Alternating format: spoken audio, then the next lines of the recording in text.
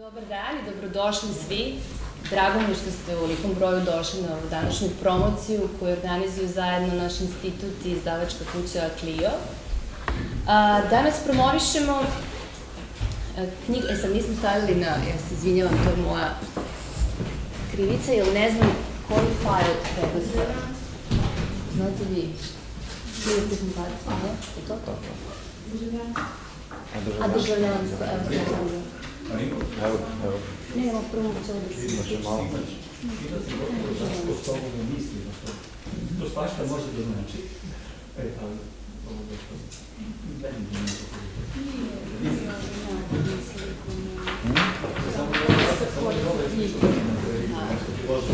Dobro, nažalost imamo nekih tehničkih problema, ali knjiga koju predstavljamo je, dakle, Državljani i državljanstvo posle Jugoslavije. Naravno, pričat ćemo zajedno s našim sagovornicima malo više o samom sadržaju te knjige. Ja bih rekla par uvodnih napomena, pre svega da objasnim što je kontekst u kome je ova knjiga nastala. Reč je o zborniku radova, nastalih u okviru jednog naučnog projekta koji se realizuje na Univerzitetu u Edinburgu pod imenom CICI, Citizenship in Southeastern Europe. I on se bavi upravo pitanjima državljanstva i različitih režima državljanstva na prostoru zemalja bivše Jugoslavije. I ova knjiga na jedan način sublimira prvu istraživačku fazu tog projekta kroz 7 studija slučajeva koje analiziraju specifične politike državljanstva nastale u novim državama koje su se formirale na prostoru nekadašnje Jugoslavije. Ovaj zbornik je zapravo prvobitno izašao kao specijalno izdanje stručnog časopisa Citizenship Studies. Izaći će takođe i pod izdavačkom kućom Routledge do kraja ove godine, a mi imamo veliko zadovoljstvo da imamo knjigu i na srpskom, prevedenu ovde, zahvaljujući izdavačkoj kući Clio. I namera nam je bilo da pravimo jedan razgovor o ovoj knjizi da pričamo o ovoj knjizi kroz razgovor sa njenim priređivačima. Tu su profesorka Jo Shaw sa Univerziteta u Edinburgu, Igor Štiks, naučni saradnik na Univerzitetu u Edinburgu. Sa nama je glavni urednik izdavačke kuće Clio, gospodin Zoran Hamović. Nažalost, sa nama nije tu profesor Ilija Vulečić s Fakulteta političkih nauka, koji je ujedno i recenzent ove knjige. Tako da mi je žao što ćemo ovaj razgovor voditi bez njega.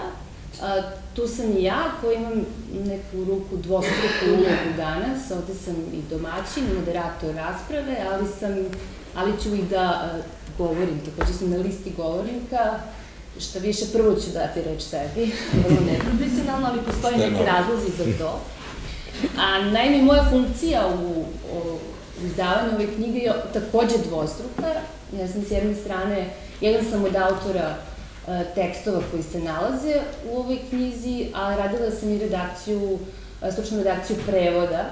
I zapravo upravo je ta poslednja moja funkcija, najmanje zanimljiva i dosadna, je pozicija s kojoj ću se ja sad obraditi sa nekoliko reči o samoj knjizi.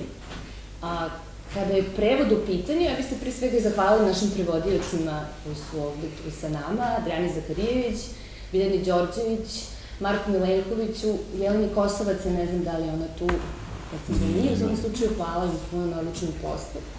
Sad kad je u pitanju sam prevod, odnosno redakcija prevoda, zašto uopšte pričati o tome, tu nema nikakve mistifikacije koja je uloga redaktora prevoda, međutim ovde je postao jedan dodatni motiv za takvom vrstom redakture, jer smo se našli pred jednom dilemom kako konzistentno prevoditi pojam citizenship. Naravno, kod nas je tu termini s kojima prevodimo u srpskom jeziku su najčešće državljanstvo ili građanstvo, pričemu nijedan od ovih termina ne iscrpljuje u potpunosti obim značenja reči citizenship. I u tom smislu dilema je mnogo više od jezičke dileme, reći ću i zašto. S tim što jasno je da smo se u samom naslovu opredelili za državljanstvo, dakle vidimo da je u naslovu taj termin upotrebljen, zato što se svi radovi u ovom zborniku, pa i uopšte radovi koji su rađeni u okviru projekta CICI, uglavnom fokusiraju na analizu zakonskih odredba kojima se reguliše državljanski status, na formalne uslove pripadanja političkim zajednicama, na ustavne okvire itd. Dakle, na jednu perspektivu koja koja ide od ozgo na dole. I u tom smislu državljanstvo tu možda dominira, međutim to nikako ne znači da se sadržaj istraživanja potpuno iscrpljuje u pojmu državljanstvo. Naprotiv, u ovim tekstovima se tekako govori o građanskim pravima, o građanskoj participaciji, svim onim problemima koji implicira sve ta teorijska problematika koja proizlazi iz tog jednog vrlo složenog filozofskog političkog koncepta građanstva. U srpskom jeziku prosto taj neadekvatnost tog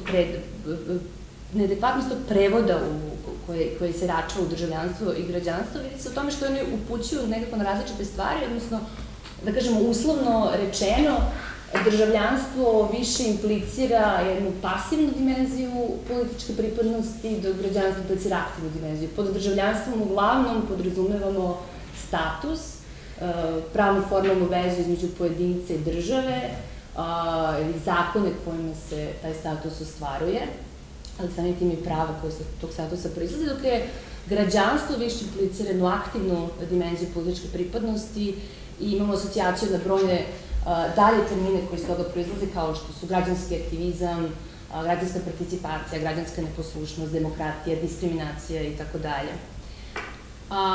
Ta razlika u terminima uslovila je da se i u domaćoj istraživačkoj praksi su se naši istraživači bavili, da kažem, išli su u dva paralelna koloseka, različite koloseka. Uglavnom su se problemima državljanstva u smislu formalno-pravnih uslova uglavnom bavili pravnici, bilo kroz analize studija slučajeva ili kroz komparativne analize, dok su se građanstvom, da kažem, opet vrlo uslovno govoreći, uglavnom bavili sociolozi, filozofi ili politikolozi, istražujući različite teme koje iz tog polja proizlaze, kao što su civilno društvo, građanska prava, mobilnost u okviru građanskog društva, participacije, različite oblice diskriminacije i tako dalje. A rekla bih da u toj našoj istraživačkoj praksi te dve tematike nisu na suštinski način povezivane, u smislu da je to postojanje različitih termina u jeziku nas je prosto učinilo da mi konceptualno ne spajamo različite oblike građanskih iskustava i participacije sa pravno-formalnim uslovima pripadnosti zajednici. Padaju mi još dva primjera na pamet iz opet naše domaće istraživačke tradicije o načinima promišljanja tog odnosa građanstva i državljanstva ili uopšte o tome kako najadekvatnije prevoditi termin građanstva. Padaju mi na pamet primjer našeg sociologa Aleksandra Molnara, koji na jednom mestu, možda i ne više mesta, meni je poznato jedno, čak suprotstavlja termine građanstva i državljanstva. Govori da se radi postoji istorijski uslovi koji generišu tu bazičnu suprotstavljenost građanstva i državljanstva. Naravno, on ih vidi u određenom kodu građanstva kroz jedan građanski etos koji je suprotstavljen državljanstvu, koje pak ima veze sa tom modernom institucijom, nacionalno-teritorijalnom institucijom države, da su oni u stalnom nekom sukobu. S druge strane, pada mi na pameti i predlog našeg pokojnog sociologa Aljoše Mimice, koji je, baveći se tom teorijskom problematizacijom građanstva, predložio jedan adekvatno i po njemu prevod, koji zvuči malo rogobatno, građanskost. Da citizenship treba da prevodimo sa građanskost, zato što građanstvo implicira često status ili sloj ili klasu, dok dakle onda zbog tih implikacija koje sa sobom nosi gubimo iz vida jedan širi pojam i ukupnost obima pojama koji citizenship nosi sa sobom. Zašto sad sve ovo pominjem i kakve sve to veze ima s našim istraživanjima? Zato što ono čemu teže ovi tekstovi u zborniku, čemu teži ceo naš projekat, jeste upravo da se vidi veza između, ne samo između građanstva i državljanstva, nego prosto da se pokaže da se radi o jedinstvenom pojmu kompleksu radije nego dva odvojena pojma, jer čak i ako je naš akcenat ovde usmeren na pravnu formalnu uslovu pripadanja, dakle na državljanstvo, sasvim je sigurno da se tu ne radi o nekakvim pravnim ljušturama koje nemaju najdirektnije moguće implikacije na dinamiku građanskog života. I u tom smislu u našim tekstovima se često naporedo nalaze pojmovi i građanstva i državljanstva. U jednom tekstu u kome bi se, pošto su tekstovi prevođeni sa engleskog, citizenship bismo u istom tekstu prevodili čas kao građanstvo, čas kao državljanstvo, već u zavisnosti od konteksta. I mislim da je to jako važno, da u tom smislu čak se usuđujem da kažem da to jeste jedan pionirski poduhvat na našem prostoru razmišljanja o tom konceptualnom jedinstvu tih pojmova i možda poziv da se promišlja adekvatnije neke moguće nove teorijske odnosno rečenične kovanice, kad su u pitanju različite sintagme koje imaju veze sa državljanstvom i sa građanstvom. A mislim da je važno što razmišljanje o njima kao kompleks upravo ima veze sa jednom namerom koju ima ovaj zbornik, a i projekat u celosti. Ona je dvostruka i mislim da je jako važno, mislim da će naši sagovornici o tome još govoriti. Sa jedne strane je pokazati teoretičarima građanstva i državljanstva, onima koji se bave tom problematikom na nivou teorije, bilo interpretativno, bilo normativno, pokazati im zašto je slučaj Jugoslavije važan, zašto je važno uzeti u obzir taj primer postojanja jedinstvenog režima državljanstva, dakle je bio jugoslovenski, dakle njegovo rastakanje i njegove republičke komponente od kojih su kasnije pravljeni novi režimi državljanstva. Znači, zašto je važno to iskustvo i taj istorijski događaj ugraditi u teoriju o državljanstvu i sa druge strane pokazati istraživačima Jugoslavije, jugoslovenskih sukoba i svih konstelacija post-jugoslovenskog društvenog prostora, zašto je važno baviti se državljanstvom, odnosno zašto je taj aspekt politike državljanstva i svih onih implikacija koje ono sobom nosi, zašto je ono važno za adekvatno razumevanje onoga što se dešavalo u novim prostorima tokom 90-ih i što se dešava i danas.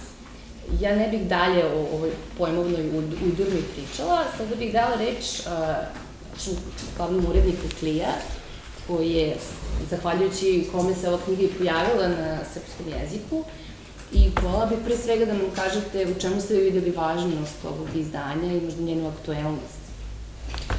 Zahvaljujem pre svega na lepim rečima i na prilici da razgovaramo o jednoj ovako zanimljivoj knjizi. Pozdravio bih i profesorku Šo i gospodina Stiksa takođe. Bili smo u prilici naravno da sarađujemo na jednoj vrlo provokativnoj temi i izuzetno, rekao bih, u ovom trenutku važnoj knjizi. Ova knjiga dolazi u pravi čas i dolazi na način na koji bi trebalo da joj obezbedimo jednu vrstu one komunikativnosti koja podstiče debatu i daje jednu vrstu potencijala koja nije samo u akademskoj javnosti, nego naravno i u onoj drugoj. U tome vidim naravno značaj ove knjige i to je bila i provokacija u izdavačkom smislu za nas, zato što kao i uvek do sada u već 2 decenije dugom radnom stažu izdavačke kuće Clio uvek smo želeli da budemo neko ko donosi jednu vrstu inovativnosti u temama nekih novih znanja koja podstiču raspravu. A ako ništa drugo, glavni zadatak onoga što činimo, a to je objavljivanje knjiga, jeste upravo da podstaknemo javnu debatu, da podstaknemo socijalnu akciju, da knjige ne budu samo ono što leži na nekoj polici i kao mrtvo slovo. U tom smislu ova knjiga daje veoma ozbiljan potencijal i potrebu za razumevanjem onoga čime ste se vi zapravo bavili. To je naravno ne samo za mene izdavačka provokacija, nego i vrlo važna potreba da rastumačimo nešto što je svima nama od velike važnosti. Uveren sam da će naravno i ova knjiga probuditi ne samo vas, dakle, predstavnike akademske javnosti, nego će još više izazvati neku vrstu dijaloga sa dnevno-političkim nazorima ili potrebama da se o ovoj stvari progovori. Ali vrlo često dolazimo i u tu situaciju da se o nekim temama naprosto ćuti ili prećutkuje. Može se dogoditi da i ovo što je smešteno na stranice ove knjige ne izazove tu vrstu pozornosti i da nema odgovora, pa je onda to ne ćutanje administracije, kako se obično kaže, nego ćutanje politike. Jer mislim da moramo da dobijemo i tu vrstu odgovora. Ako smo kao izdavači učinili da ova knjiga bude dovoljno komunikativna i ako smo učestvovali u drami imenovanja koju ste vi malo preoznačavali, ako smo vam tu pomogli, onda ću ja biti zaista kao urednik vrlo srećan i zadovoljan, zato što je vrlo suptilno građena knjiga i voleo bih da možemo u izdavačkom smislu da poštujemo vaše napore koje ste vi uložili, zapravo ne prevodeći tekst, nego prevodeći jednu situaciju koja je za nas neuhvatljiva još uvek. Kažem, ako smo u tom naporu mi vama pomogli, a mi svi zajedno čitaocu, onda smo u ovom naporu i ovom naumu uspeli. S obzirom da je reč o samo prvom delu vašeg rada, ja očekujem naravno i onaj drugi deo koji će takođe biti plod jedne, sada već mogu slobodno da kažem, diskusije između onoga što jeste ovde, a kad kažem ovde mislim na situaciju koja je post-jugoslovenska i mislim na jugosferu koja zapravo daje ovde doprinos i mislim naravno na sve ozbiljne učesnike u ovome koji će dati svoj doprinos i u nastavku vašeg rada. Tu vidim i vas, dakle, kao one koji daju tu vrstu zadatka onoj drugoj javnosti koja očekuje i raspravlja o ovom. I u tom smislu očekujem da će biti neke reakcije i u medijskoj javnosti i u ovoj, uslovno ću je nazvati, političkoj, a podrazumeva se da je najbolji i najzanimljiviji odgovor vaših kolega iz oblasti kojom se bavite. Hvala vam. Now we will turn briefly to English. I'm sorry, Joy couldn't understand anything, but he said the nicest things.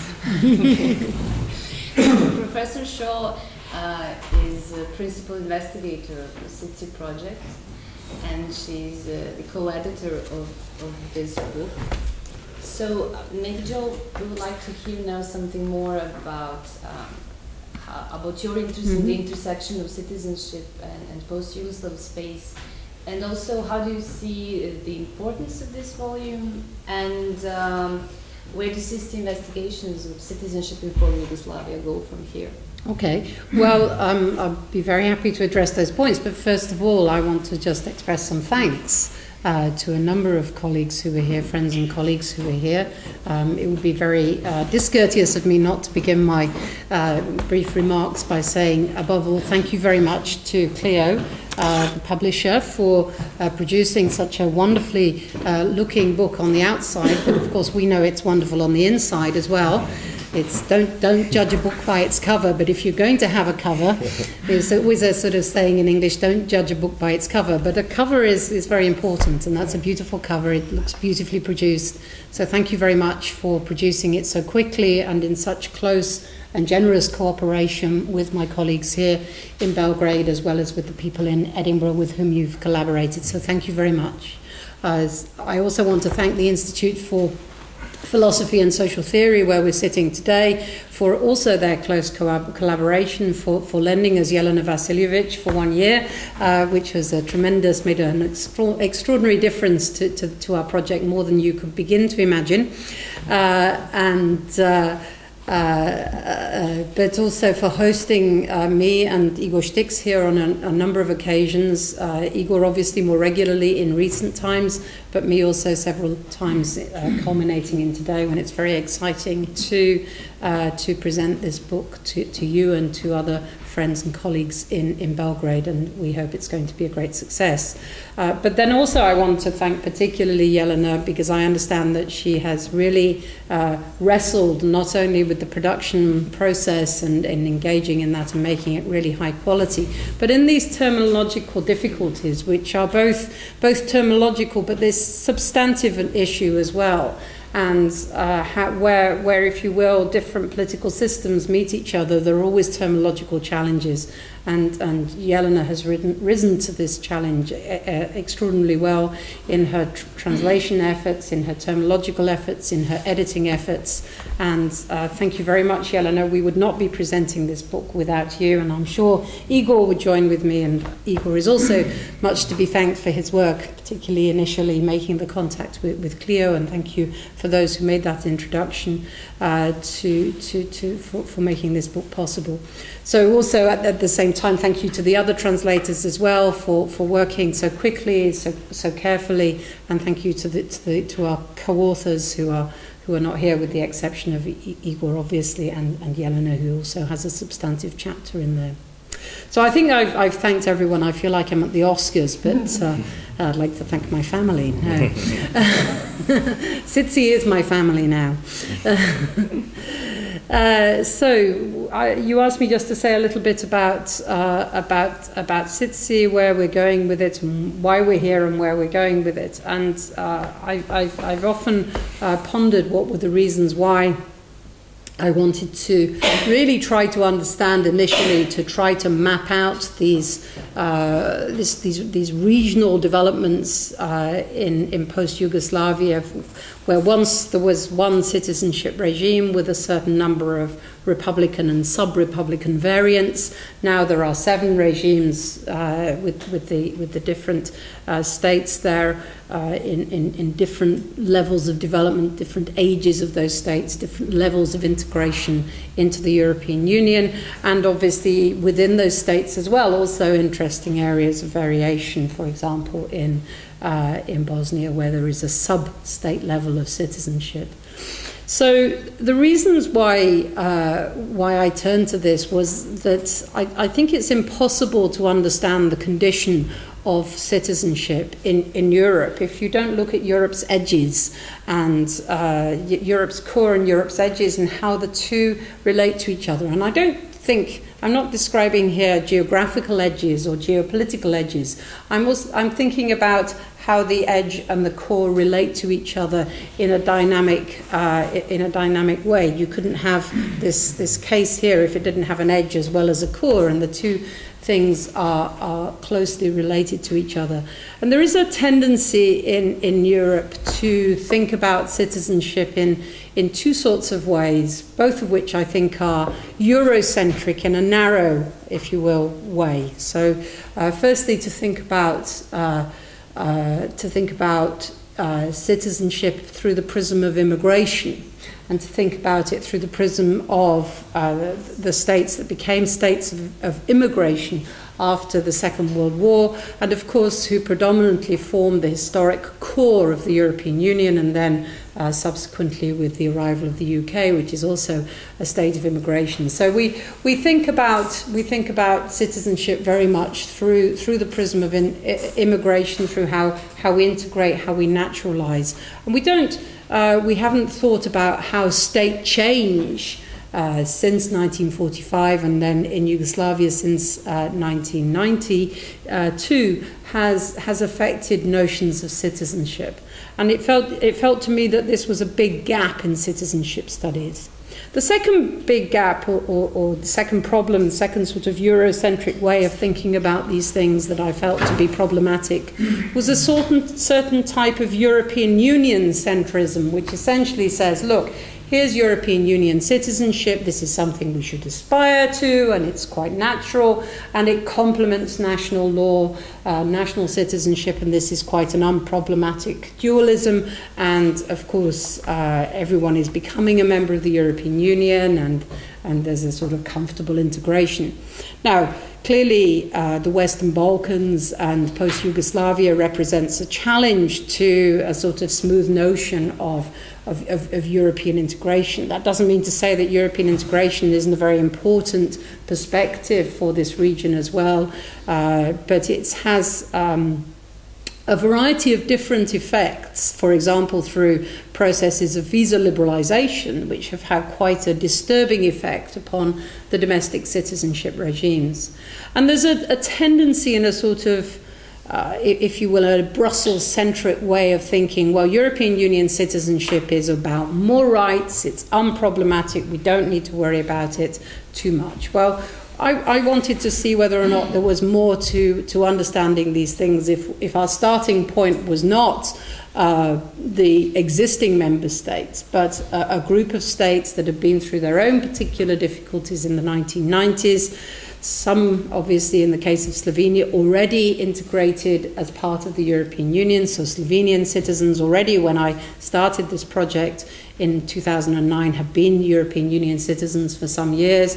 Croatia is about to become part of the European Union. And obviously, as we have moved through the project, we've had a moving target. The relationship between Serbia and the European Union has developed over that time such that Serbia is now recognized as a candidate state, with all of that means. And obviously Serbian citizens have enjoyed visa liberalization, which does in important ways improve freedom of movement, which is one of the most fundamental freedoms, I think, in Europe today.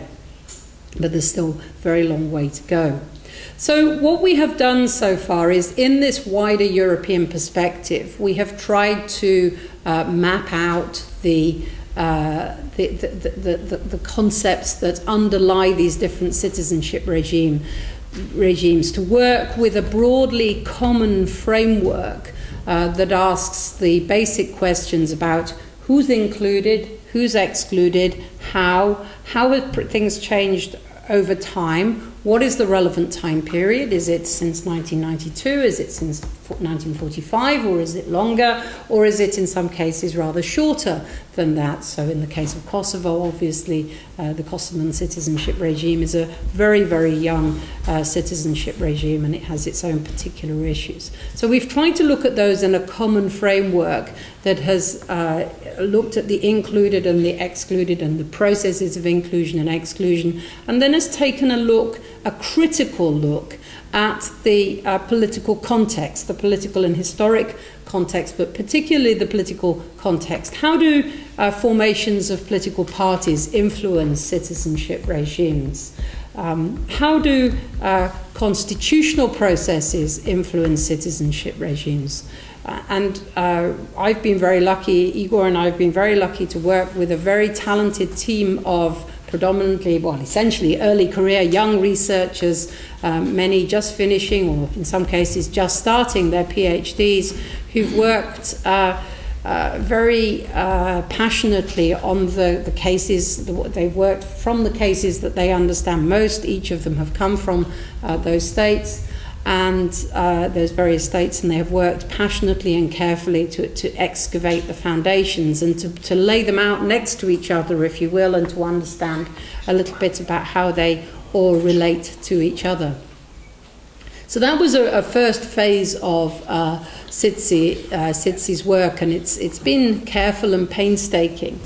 And it reaches a magnificent conclusion with the publication in Serbian of this volume, and obviously, as I think Jelena explained to you, the publication of a special issue of Citizenship Studies, which is already out in the United Kingdom or internationally, and there will be in English a volume of essentially the same content of this, which Routledge have given us permission to republish our own work. Yes, don't get me started on the subject. No, and we didn't have to pay. Don't get me started on the subject of publishers. British international publishers. So Clio is clearly an exception to this rule. Okay, so we're going forward. We're already going forward, and you can find this out by looking at our various websites. We're going forward with now a process of comparative reflection in some of the key issues that we think we isolated through our political analysis or our analysis of political context. So we've already looked at some of the closer territorial issues relating to citizenship. We've looked at issues around ethnicenship, the link between ethnicity and citizenship, and we're also looking at some of the issues that arise when you with media coverage and citizenship, to see what are the sorts of issues that the media have picked on and how they've reported those. And you'll find these studies already on our various websites. We've also looked at the relationship between education policies and citizenship policies. And now in the next phase, we're moving forward with two strong clusters of work. One which looks at gender and sexual citizenship in the context of the former Yugoslavia, where there are a number of people, including Adriana Zaharović, who are working on that. And then another group who are looking at issues around migration and minorities, and Biljana Đorđević is working on that, so in that group. So we're very glad to be continuing our very solid cooperation with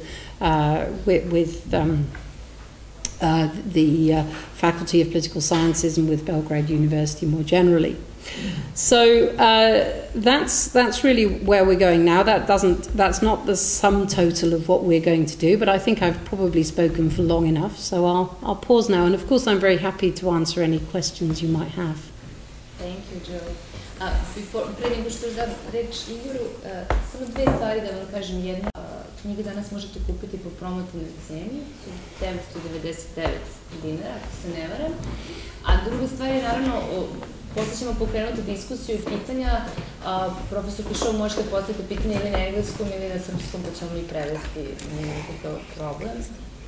A sada bih još zamolila Igora da nam se obrati i da nam možda kaže nešto više o tom ključnom konceptu koji je korišćen u režimu državljanstva. Koja je to optika koju nam on donosi i koji su neki novi detalji koje on otkriva ili imali neki kvalitativno novi, drugačiji kritički potencijal? Pa, zapravo, kada budete čitali ovu knjigu, vidjet ćete da bi možda najprecizniji naslov bio Državljani i državljanstvo i državljanski režimi posle Jugoslavije. Naravno, već Jelena je jako dobro objasnila probleme koje smo imali sa državljani, građani, državljanstvo, građanstvo, dok mi smo unutar SISC-a razvili pojam državljanskog režima ili citizenship režim da bismo objasnili cijelokupan mehanizam funkcioniranja jednog državljanstva, koji se ne može objasniti samo zakonima, niti se može objasniti samo praksom, nego nečim što nazivamo režimom, a to uključuje kako zakone, podzakonske akte, administrativnu praksu koja nam je često vidljiva i nevidljiva, no također vidljive i nevidljive mehanizme isključivanja ili uključivanja građana i državljana, te odnos državljana prema javnoj sferi, prema političkoj zajednici, državi kao takvoj, njihov aktivan odnos ili sudjelovanje u političkoj zajednici. Dakle, koncept je jako širok, ali jedino se tako može uistinu objasniti važnost državljanstva kako bilo gdje u svijetu, a pogotovo u regiji koja je ujedno postkonfliktna, posttranzicijska i regija koja nastaje nakon podjele jedne egzistirajuće države koja je sama po sebi već imala zanimljiv, složen, dvostruki režim državljanstva. Sad, sigurno u ovoj prostoriji, a da iziđemo sad nasumice na cestu i da zaustavljamo ljude, sasvim sigurno bismo naišli u većini slučaja na ljudi koji su na ovaj ili na onaj način imali probleme sa državljanstvom. I sad zanimljiva je ta jedna disproporcija između tolikih problema s prouzrokovanim pitanjima državljanstva, pasoša ili viza i tako dalje, i jedne tišine, zapravo akademske zajednice, koja se ne sad, pri tome ne govorim samo o postjugoslavskoj akademskoj zajednici, nego generalno akademskoj zajednici koja se bavila ovim prostorom i koja o tome baš nije mnogo pisala. Oni koji su pisali bili su uglavnom pravnici, koji su vidjeli negativne efekte novih režima državljanstva, vidjeli su slučajeve diskriminacije i tu su se uključili u samu raspravu, uglavnom iz ugla kršenja ljudskih prava. Vidjeli smo naravno da mediji, upravo smo objavili studiju o tome, da su se mediji uglavnom fokusirali na skandalozne slučajeve, na primjer upotrebe dvostrukog državljanstva, na slučajeve toga da svi kriminalci imaju barem 3 pasoša, ne kažem, postjugoslavenskih država. Nedavno je Newsnet imao jednu svoju news, koja je rekla uhvaćen srpski kriminalac bez hrvatskog pasoša. Dakle, sasvim je jasno da tu, recimo, su kriminalci kao i mnogo čemu, već razvijajući jugosferu, shvatili i važnost državljanstva za mobilnost, za koju se i mi zalažemo, dakle, i za otvaranje, očito, što veće otvaranje slobodnog tržišta, koje su oni prakticirali čak i u vremenu kad smo mi mislili da su tržišta zatvorena, naime, u toku nedavnih ratova. Dakle, velika važnost jedne teme koja nema ovu vrstu debate koju je Zoran Hamović spomenuo, dakle, šta se doista dogodilo i što doista državljanstvo znači i čemu, da li doista ovo imenovanje nesretno državljanstvo, građanstvo, državljani, građani, nas je dovelo i u jednu vrstu intelektualne paralize da mislimo to dvoje unutar jednog sklopa. Mi se nadamo da s ovim zbornikom ćemo pokrenuti tu debatu, sasvim sigurno da nadamo se da knjiga neće ostati ignorirana, Vidjet ćemo kako će se to dešavati na nekom međunarodnom nivou kada i Routledgeova knjiga bude objavljena i da li će uistinu područje državljanskih ili građanskih studija, evo sad je već tu problem citizenship studies, prihvatiti ovaj izazov koji smo mi na neki način napravili i rekli, evo, bavite se toliko s raznim stvarima, ne vidite jedan slučaj koji dovodi u pitanje sve kategorije kojima se vi bavite. A to je naime slučaj bivše Jugoslavije i nakon toga država nasljednica. Ja sam u svojim tekstovima često govorio o laboratoriju, eksperimentu, od Denisona Rusinova često govorilo o jugoslavenskom eksperimentu i tom konstantnom eksperimentiranju s različitim ustavnim formama ili generalno eksperimentirano sa time šta je politička zajednica, kako je urediti. Zanimljivo, naravno, da nešto o čemu mnogi od nas nisu imali pojma, a to je da je Jugoslavija imala taj dvostruko unutarnje državljanstvo, odnosno da smo svi mi imali ili trebali imati i državljanstvo naše republike kao i federacije. Dakle, jedna situacija koju vidimo, na primjer, u Evropskoj uniji danas. Još jedna od tih sličnosti sa Evropskom unijom, koja uz, naravno, sve one crveni pasoš, eto i Evropska unija ima crveni malo bordo pasoš, mada i on je bio bordo, pa recimo ova rotirajuće predsjedništvo, pa tako dalje i tako dalje. I imaju takođe ovi fondovi za nerazvijene, to isto jako zgodno, a onda smo isto vidjeli da čim je došla kriza, odmah je počelo sjever i jug, pa eto, ljeni južnjaci, radišni sjevernaci i tako dalje. Dakle, ko zna šta ćemo još vidjeti što smo već vidjeli, no naravno, opet nemojmo pretjerivati u tom svojoj, čak i našoj uobraženosti da smo zapravo sve napravili prije svih drugih. Zanimljivo je da zanimljivo je zapravo da ta sama priča sa dvostrukim državljanstvom na neki način je mene uvela u ovu priču i kada nisam znao da ću se baviti time, a opet vjerujem da mnogi imaju slična iskustva i kada se nađete u situaciju u kojoj vam roditelji imaju jedno državljanstvo, a vi neko sasvim drugo. I naravno pitanje kako je to moguće i kako je do toga došlo, krije se naime u periodu socijalizma i upravo eksperimentiranju s dvostrukim državljanstvom koje nije bilo tu, čija ideja bila da osnaži na neki način državljanskost, ako bi se tako moglo reći, konstitutivnih republika i doista je bila jedinstven slučaj u socijalističkom svijetu, tek poslije su nas opet, naravno, kopirali Česi i Slovaci, 69. kad su i sami uveli to republičko državljanstvo. Sovjeti se toga nisu dosjetili nikada.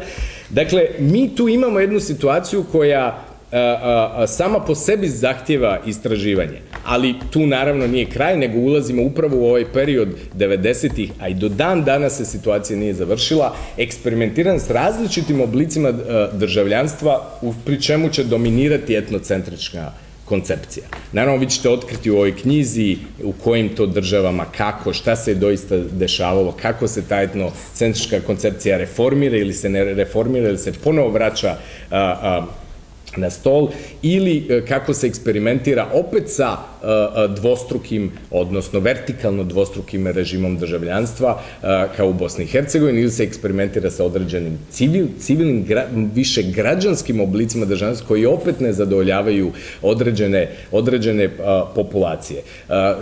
Državljanske borbe, kako je to nazvao Rogers Brubaker, uistinu se nastavljaju sve do današnjeg dana.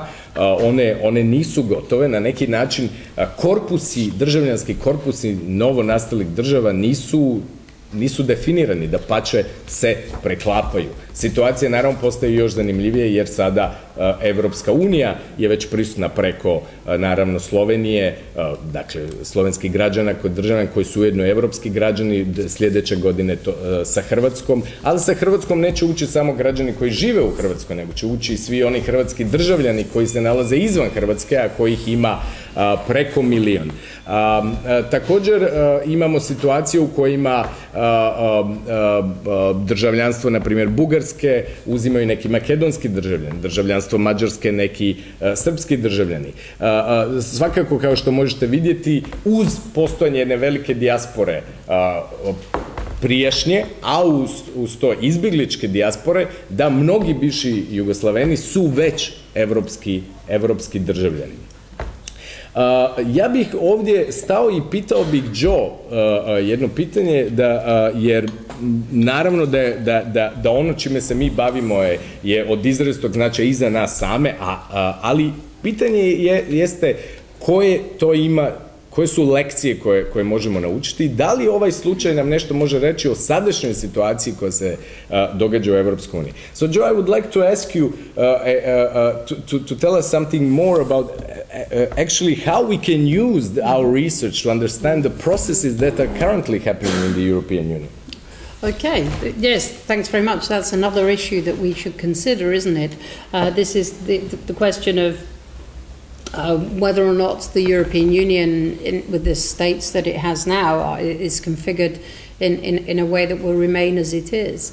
And as I'm sure you're aware, there are a number of sub-national processes that are being initiated for essentially national self-determination within existing member states.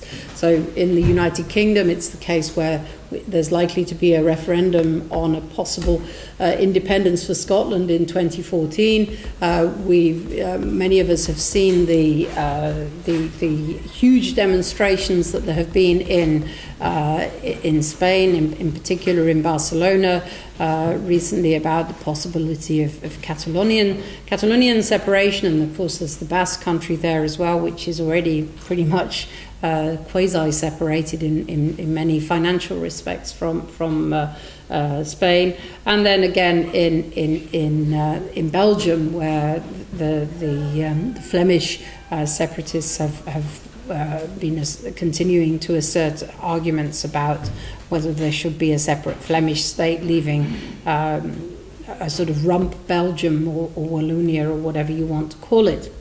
Now, we in CITSE have, I think, a very important role to play in helping to understand two things, really. One is what use citizenship is as a prism of analysis for understanding processes of reconfiguration of states. So to what extent does citizenship as a set of analytical tools, or citizenship regimes, as we have used this concept, developed this concept, to what extent does that provide us then with a set of tools to think about what are the membership issues which arise when states separate, states break up, when new states are established? What are the issues that need to be, what are the questions that need to be asked, not only about formal membership questions, but also about how ideologies sediment themselves, which become part of the membership regime, how we deal with questions of social entitlements, how we deal with what is the definition of the scope of the citizenry, who are the demos and the people who would be able then to constitute and reconstitute, politically speaking, the new states. So I think that as analysts of citizenship, we want to make it clear that citizenship is a very important tool to understand these processes, whether they happen peacefully or whether they happen through conflict, conflictual means. Indeed, violent conflict, sadly, in Yugoslavia's case. And then the second question that I think we need to bring to the fore is that we should try to remind people that these processes aren't simple, and they often have unexpected consequences, unanticipated consequences. So I've had an opportunity to make some small intervention recently in, I wouldn't call it a debate about Scottish citizenship, because it's more of a monologue on the part of me, because it's actually quite hard to get people to take seriously the argument that if you were to establish a Scottish state and then you were to say, well, who are the Scots? Is it just the people who are resident in Scotland? But what about the millions who were born in Scotland but who are not presently resident in Scotland? Are they also Scottish citizens? And even if in a first cut you only go on a residence basis, the external citizens, the ones who were born there, the ones who perhaps resided there for a while, were born of parents who were born there but were born in England but came back to Scotland and then left later on for employment outside or to study or for employment outside Scotland, they will continue to lobby for inclusion, and they will lobby to be included formally as members, and once they are included as members, they will lobby to be allowed to vote. And now, it's easy to say, and everyone turns around to me and says, yes, of course, but it'll be nice in Scotland. Everybody will behave civically and in a civilised way, and there isn't going to be any unpleasantness, is there? Well, it's very hard to see into the future, but you can anticipate that any state that has a very large external citizenry could suffer some destabilisation. Now, there's a tendency in the UK to point at the case of Ireland, which, of course, separated in pretty violent circumstances from what was then the British Empire in the earlier part of the 20th century. And interestingly enough, Ireland has always rigorously denied citizenship to its enormous diaspora, and has offered forms of cultural inclusion, and certainly not citizenship, although there are some preferential rights if you return, and certainly also not external voting. So Ireland is one of the states that has set its face firmly against external voting. But if you set that against the general trend elsewhere in Europe, amongst all sorts of states, towards more external voting, recognising, if you will, the positive sides of including those who are mobile, particularly within the European Union, how could one deny those who are mobile on the basis of this very civilised free movement within the European Union? How could one deny them also the right to vote at home? So also in Ireland as well, that pressure has come on, and there's been a general trend throughout the world towards more external voting. And there are many trends as well towards a more open perspective towards externals, and those are often quite ethnically based, as we've seen in the case of Hungary. I think you mentioned Hungary. I think I picked up a mention of Magyar somewhere along the line there. Hungary is an instructive example, which is obviously not a new state in recent times, but it was recently democratized after 1989, and we can see there the influence of how political forces have been lobbied to create more inclusion and to allow external citizens firstly to come into the body of Hungarians, to replace the notion of Hungary as a civic republic with a very ethnically defined notion of a Hungarian state, including its external citizens, and then of course also to vote. And in all of these cases then you find that particular types of political forces will come under pressure, and you get into a system of incentives and rewards. And typically, the rewards are, if we reward you with citizenship, then you must reward us with your vote. And those types of processes don't necessarily lead to a very constructive politics, if you will, and certainly don't necessarily. They point in the direction, perhaps, of the prioritisation of ethnic movements over questions of civic citizenship. So I think that we do well to study carefully the questions that have arisen for citizenship and through citizenship in post-Yugoslavia, and remember how these can be both useful prisms of analysis, but also perhaps in some cases examples of things that one might want to avoid in the future if, as seems not unlikely, there will be some new states within the European Union in the near future. Thank you, Drew. Thank you. Hvala vam.